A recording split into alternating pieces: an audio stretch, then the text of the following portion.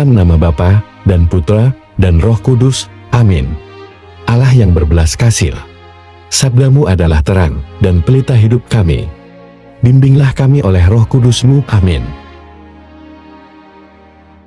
Salam, Bapak, Ibu, dan saudara-saudari terkasih. Salam sejahtera dan salam damai berserta Yesus Kristus. Marilah kita membaca, mendengarkan, dan merenungkan firman Allah.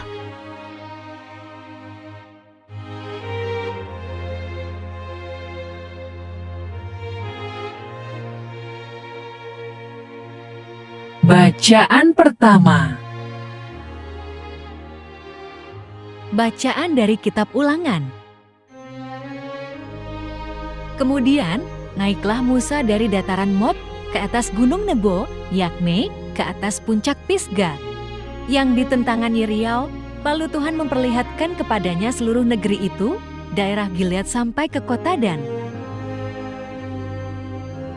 seluruh Naftali, tanah Efraim dan Manasye, seluruh tanah Yehuda sampai laut sebelah barat, tanah Negeb dan lembah Yordan, lembah Yeriho, kota pohon korma itu, sampai Zoar. Dan berfirmanlah Tuhan kepadanya, Inilah negeri yang kujanjikan dengan sumpah kepada Abraham, Ishak, dan Yakub.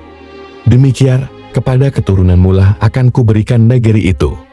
Aku mengizinkan engkau melihatnya dengan matamu sendiri, tetapi engkau tidak akan menyeberang ke sana. Lalu matilah Musa, hamba Tuhan itu, di sana di tanah Moab, sesuai dengan firman Tuhan, dan dikuburkannya lah dia di suatu lembah di tanah Moab, di tentangan Betor, dan tidak ada orang yang tahu kuburnya sampai hari ini. Musa berumur 120 tahun ketika ia mati, matanya belum kabur dan kekuatannya belum hilang. Orang Israel menangisi Musa di dataran Moab 30 hari lamanya. Maka berakhirlah hari-hari tangis berkabunga karena Musa itu. Dan Yosua bin Nun penuh dengan roh kebijaksanaan, sebab Musa telah meletakkan tangannya ke atasnya. Sebab itu, orang Israel mendengarkan dia dan melakukan seperti yang diperintahkan Tuhan kepada Musa. Seperti Musa yang dikenal Tuhan dengan berhadapan muka, tidak ada lagi nabi yang bangkit di antara orang Israel. Dalam hal segala tanda dan mujizat yang dilakukannya atas perintah Tuhan, di tanah Mesir terhadap Firaun dan terhadap semua pegawainya dan seluruh negerinya, dan dalam hal segala perbuatan kekuasaan dan segala kedahsyatan yang besar yang dilakukan Musa di depan seluruh orang Israel. Demikianlah sabda Tuhan. Syukur kepada Allah.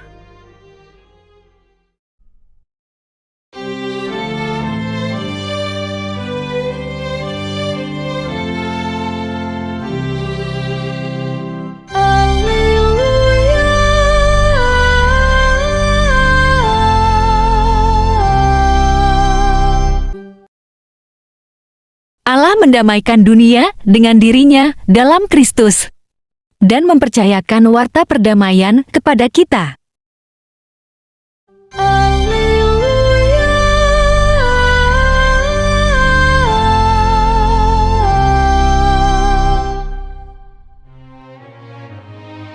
Tuhan bersamamu dan bersama rohmu.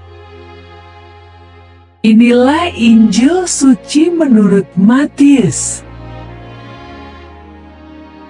Apabila saudaramu berbuat dosa, tegurlah dia di bawah 4 mata. Jika ia mendengarkan nasihatmu, engkau telah mendapatnya kembali.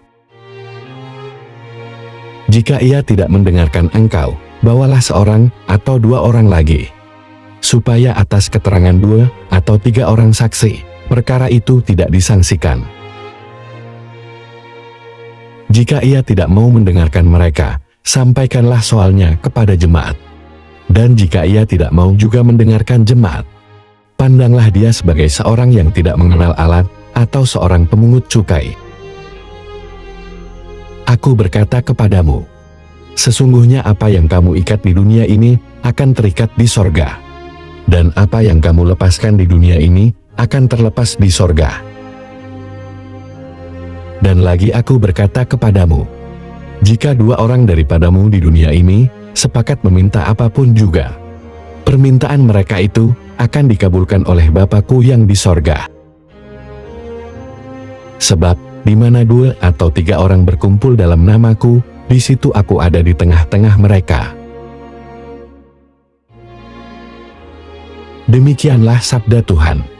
Syukur kepada Allah. Renungan Injil. Bapak, Ibu, dan saudara-saudari dalam Kristus Yesus, firman Tuhan hari ini menjelaskan tentang bagaimana cara kita menegur dosa saudara. Sebab, biasanya kita sungkan, lagi pula itu urusan orang lain, dan ngapain kita ikut campur.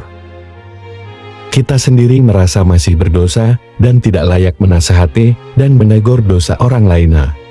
Memang ada caranya menegur dan menasehati orang lain, yakni, bicaralah secara empat mata, supaya orang itu tidak malu, dan mungkin bisa tersinggung, karena kesalahan dan dosanya diketahui. Seringkali bisa terjadi kesalahpahaman dari orang yang kita tegur. Bahkan kita bisa dibenci olehnya.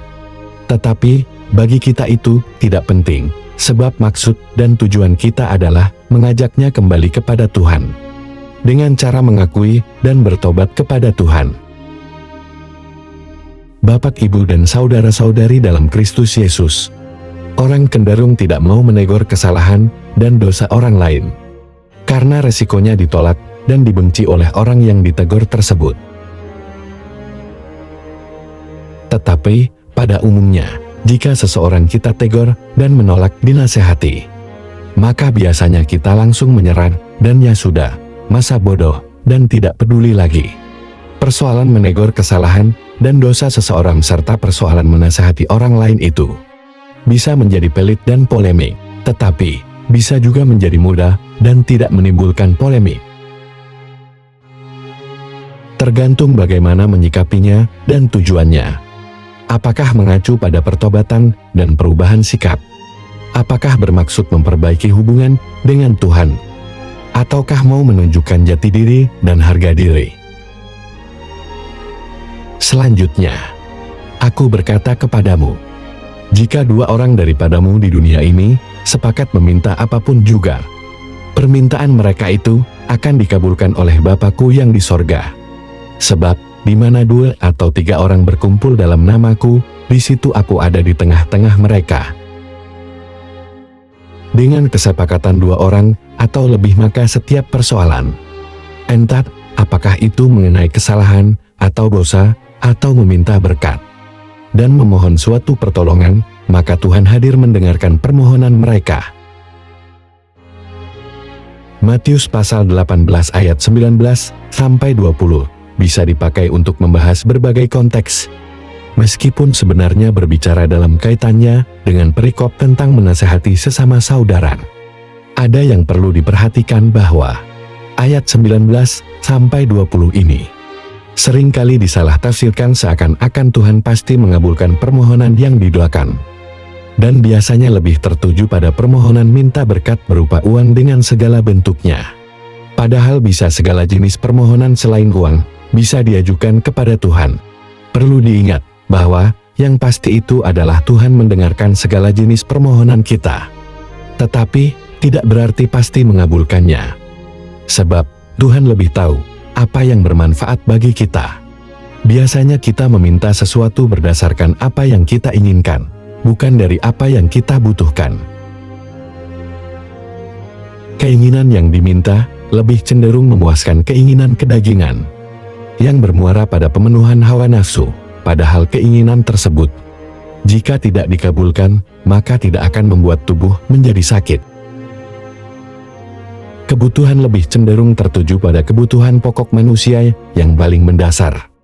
Jika tidak terpenuhi, maka akan mengalami kesakitan atau penderitaan.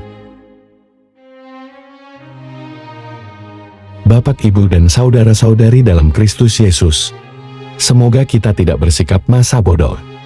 Tetapi, peduli kepada sesama saudara bila kita mengetahui ada kesalahan dan dosa yang dilakukan saudara kita. Marilah berdoa. Allah Bapa, sumber pengharapan, Engkau telah mengikat perjanjian dengan semua orang melalui Yesus yang terurapi. Semoga kami selalu berpegang teguh pada Dia dan berkembang menjadi umat yang patuh setia. Dengan pengantaraan Yesus Kristus, Putra-Mu, Tuhan kami yang bersama Dikau dalam persatuan Roh Kudus, hidup dan berkuasa Allah sepanjang segala masa. Dalam nama Bapa, Putra, dan Roh Kudus. Amin. Terima kasih sudah mendengarkan dan merenungkan firman Allah. Jangan lupa subscribe dan jangan lupa juga aktifkan loncengnya. Terima kasih, Tuhan Yesus memberkati.